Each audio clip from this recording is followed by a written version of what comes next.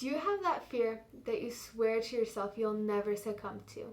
No matter how much your friends try to bribe you with, or how much peer pressure they weigh you down with, you will not change your mind on the decision you've made. Well, for me, that fear is heights, specifically really tall and really fast roller coasters with minimal safety precautions. But one day, as I was walking through an amusement park with my friends, they asked if I wanted to go on one of the fastest and tallest roller coasters in the park. And I said yes before I even realized what words had stumbled out of my mouth. As we were waiting in line, I was so nervous. Every possibility of what could go wrong was running through my head at a mile a minute.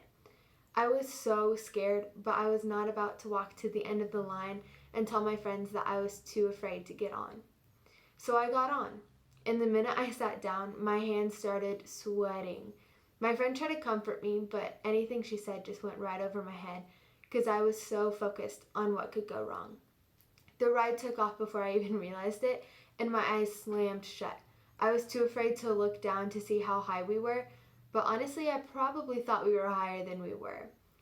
When I stepped off the ride, I looked down at my palms and realized that my nails were engraved into the palms of my hands because I was holding onto the ride that tight the entire time. I realized as I stepped off that I had succumbed to my fear. I lived irrationally for once in my life. I realized that I had been living my life with the reins held too tightly around every single decision I made. I was always that person who made a pro-con list about anything they did, and I lived my life based off that pro-con list. But when I said yes to something without even realizing it, I overcame something I called a fear. But I also realized that too often I labeled things as fears that I was not actually afraid of. Rather, I would call them a fear as a way to dismiss having to partake, just because I didn't want to live outside of my comfort zone. But when I did step out of my comfort zone and I said yes to something, I realized that I can handle more than I thought.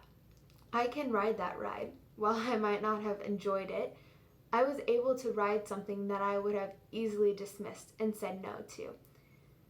I realized that day that while I might have burst my friend's eardrum from screaming too much, I taught myself that I can overcome something simply because I can say yes to it. And that sometimes saying yes to things before you even realize is a great way to prove to yourself that fears shouldn't hold you back and that your fears should be overcome.